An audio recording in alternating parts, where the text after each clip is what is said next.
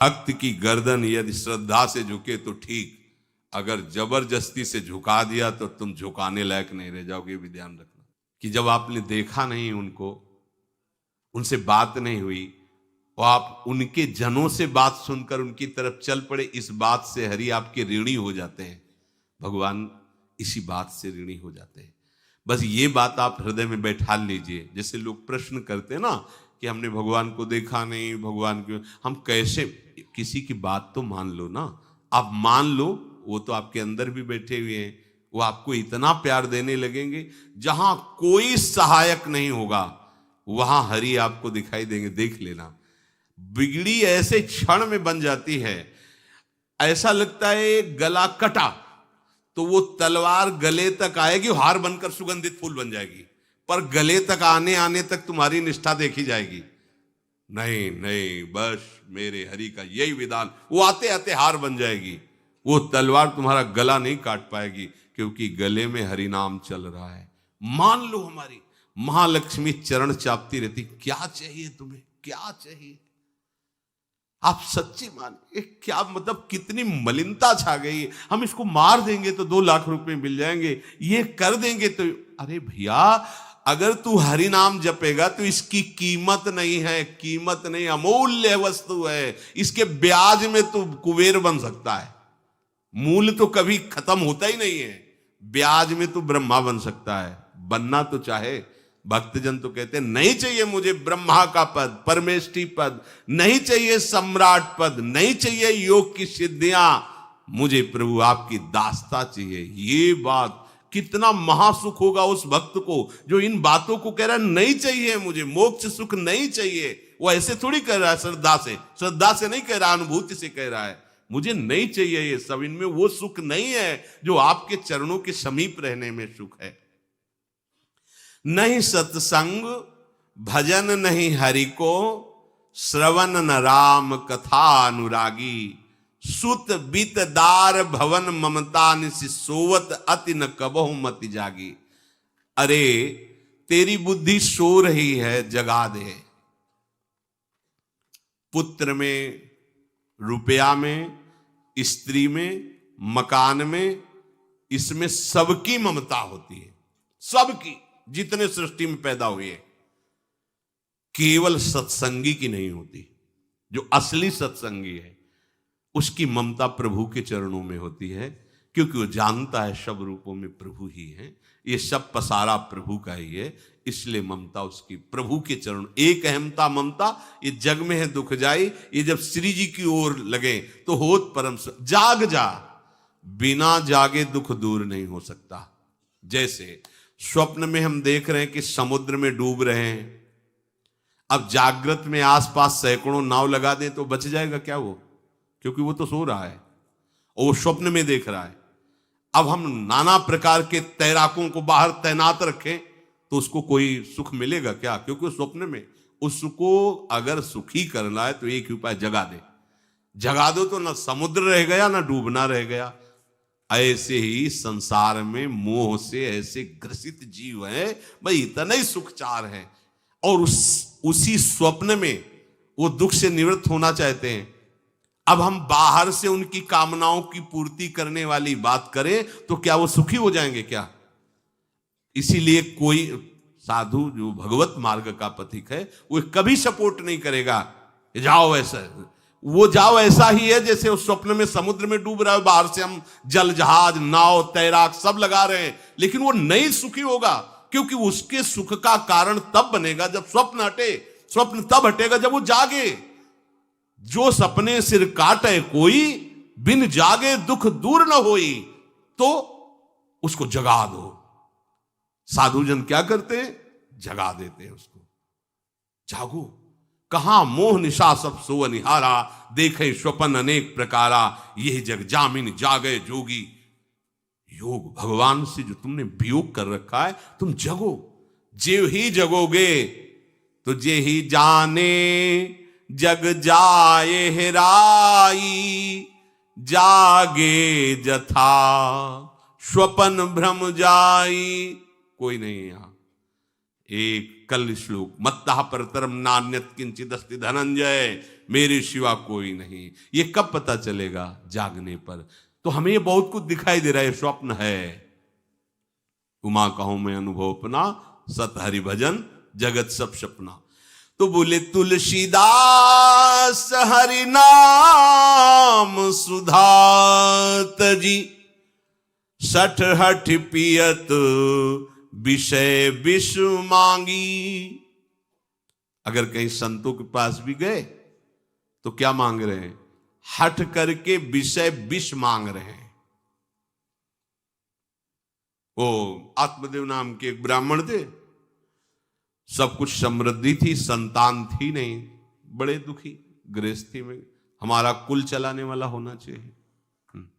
बड़ा भ्रम बैठा हुआ है, हमारा कुल चलाने वाला नहीं, तो सब बेकार, जीवन ही बेकार हो गया। बिना गुरु के यदि शास्त्र पढ़ोगे ना तो भ्रमित हो जाओगे। स्पष्ट लिखा, पुत नाम के नरक की उसको प्राप्ति होती जिसके संतान नहीं होती। अब तो गृहस्थ में बेचारा पड़े परेशान। उन्होंने सोचा इससे अच्छा है आत्महत्या कर लें। बहुत संतों के पास जाकर के यज्ञ करके सब अपनी कामनाओं की पूर्ति चाहते, दान पुण्य दे करके। उसने भी जितना उपाय हुआ किया, नहीं हुई संतान। मरने के लिए वो जंगल में, उधर से एक सन्यासी जी आ रहे थे, देखा साधु तो ब्राह्मण तो थे, उठे प्रणाम किया, देखा उनको उदास क्यों हो? उनका महाराज उदास ही नहीं, मैं तो आत्महत्या करने आया हूं यहाँ जंगल में। अरे ये तो महापाप है, आत्महत्या तो बड़ी दुर्गति का कारण है। बोले महाराज अगर आप बचाना चाहते हो तो आप कृपा करो। क्या क्या चाहते हो? बोले हमारे पास सब कुछ है, बेटा नहीं दोगे तो हमारा जीवन बेकार। तो उन्होंने अंतर्दृष्टि से देखा और कहा 7 जन्म तक तेरे पुत्र नहीं भाग्य में तेरे लिखा है। तो उसने कहा फिर तो अभी मरते हैं, आत्महत्या करते हैं। 7 जन्म की बात, हम 7 दिन नहीं जिएंगे, हमें पुत्र चाहिए। संत का दयालु। देखो जिनके पास तपस्या और भजन का धन होता है, जब भगवान अधीन है तो कुछ भी कर सकते हो, कुछ भी कर सकते हैं। प्रारब्ध मिटाना कोई बड़ी बात नहीं। प्रारब्ध जानते कोई देवता थोड़ी है, तुम्हारा पीछे का किया हुआ कर्म है। और इधर जोर का भजन है, भजन के प्रभाव से कर्म को नष्ट करने में देर थोड़ी लगती है। ये तो अच्छे शुभ कर्म करो तो तुम्हारा प्रारब्ध बदल जाएगा। भजन का प्रयोग प्रारब्ध बदलने के लिए थोड़ी है। पर वो ऐसा हट किए तो उनका देखो, हट करने से लाभ नहीं मिलता है उनका। हमें उपदेश नहीं, हमें पुत्र चाहिए। अगर आप भगवत प्रेरित होकर यहां आए हो तो आप हमें। तो उन्होंने तपस्या के बल से फल की रचना की और कहा जाओ अपनी पत्नी को ये फल पवा दो और इससे निश्चित पुत्र होगा। बहुत प्रसन्न, अब कामना पूर्ण थी तो देख लो, प्रभाव देखो कामना का। प्रसन्न हुए आए। धुंधुली नाम था उनकी पत्नी, नाम भी बहुत बढ़िया था, धुंधुली। वो कहा कि देखो ये फल खा लो, तुम्हारी संतान हो जाएगी।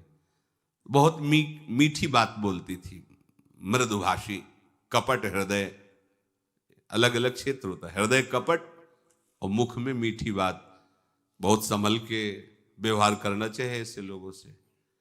मधुरिया बानी, मीठी, क्या मृदु भाषा।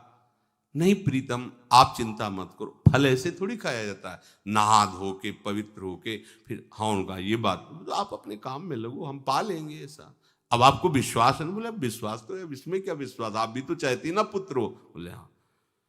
वो जो ही गए सो अपनी बहन को बुलाया और कहा सुनो, अभी तो हम 4-5 रोटी कढ़ी चावल सब पा लेते हैं, पूड़ी खीर पुआ।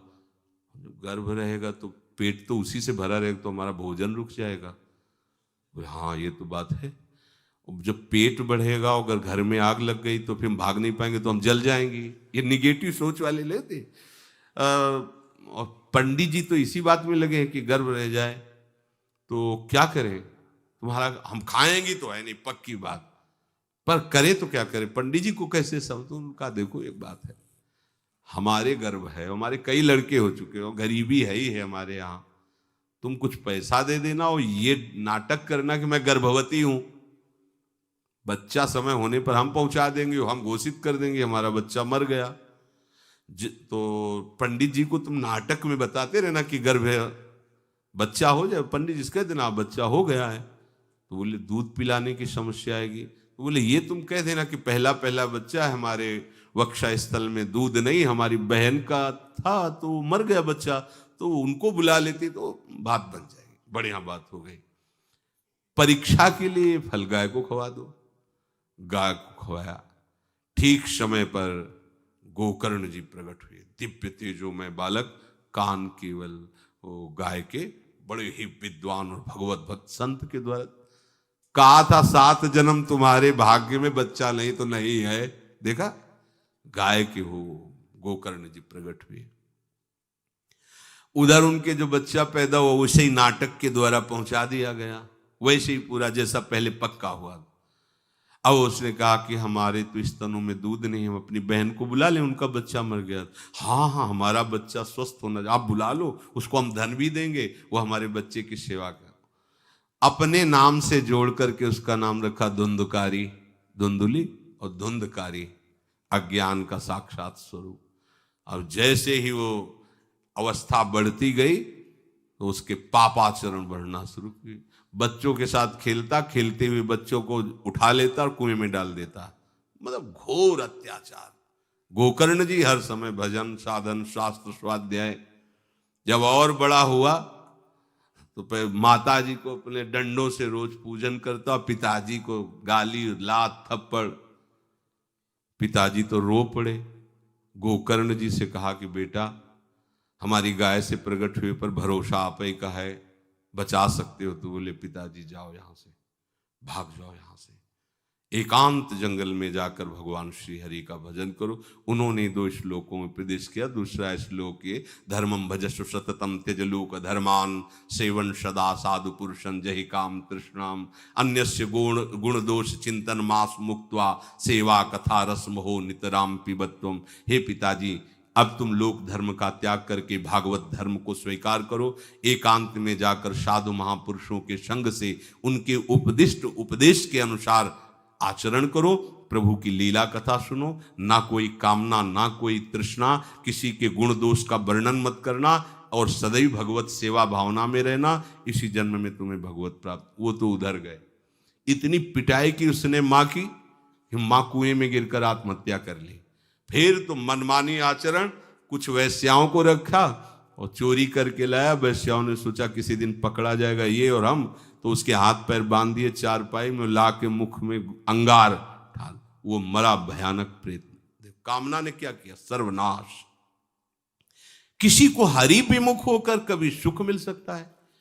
आप संतों के पास जाइए, अपनी कामना रखिए। हम ये नहीं कहते कि कामना तुम त्याग पाओगे, कामना रखिए, भगवान के पास जाइए, अपनी कामना रखिए, क्योंकि आप कामना से युक्त हैं। पर छूट इतनी दे दीजिए कि जिसमें हमारा मंगल हो वो करना। जैसे नारद जी भगवान से अपनी कामना रखते हैं कि हमारा ब्याह करवा दीजिए, और बाद में एक छूट दे देते हैं कि जेहि विधि होए नाथ हित मोरा। तो हरि को अच्छा लगेगा, गुरुजनों को अच्छा लगेगा कि इस कामना से इसका कोई जीवन बाधित नहीं होगा, वो पूर्ण भी कर देंगे। और अगर लगा कि इसका पतन हो जाएगा तो आप रोते रोते भी कामना की पूर्ति नहीं करेंगे। उत्तम बात तो ये है कि कामना हरि की प्राप्ति की करो, वो सर्व सुख स्वरूप हैं। किसी का अन्य आश्रय अन्य बल ना लेते हुए अपने श्यामा श्याम के चरणों का आश्रय लेकर निरंतर भजन करो, तो ये अनुभव हो जाएगा कि सुख किसे कहते हैं। अभी तुम्हें परिचय ही नहीं मिला, सुख किसे कहते हैं। सुख सच्चिदानंद है, सुख एक रस है, सुख अविनाशी है। वो सुख सदैव बढ़ता रहता है, घटता कभी नहीं। एक रस होते हुए भी प्रतिक्षण वर्धमानम है, कभी कभी अंत नहीं होता इस सुख का। ऐसे अनंत सुख के लिए हमें मनुष्य जन्म मिला है। प्यारे, इसे मत खोइए, हर समय राधा राधा राधा राधा राधा, और किसी को दुख मत दीजिए। कोई गंदा नशा मत कीजिए, कोई गंदे आचरण मत कीजिए, गंदा भोजन मत कीजिए जिससे अन्य जीवों को कष्ट हो। ऐसा कोई भोजन स्वीकार मत करो। इसी जन्म में आप देख लेना, इसी जन्म में आपको वो वस्तु मिल जाएगी, निहाल हो जाओ। हम किसी पक्षपात की बात नहीं करते। अगर इस छाती को बचपन से अभी तक ऐसा, तो हम कह देते कि भाई आगे कुछ भी हो, कोई भी हमारी गलती हो, हम ये मान सकते हैं, पर हमें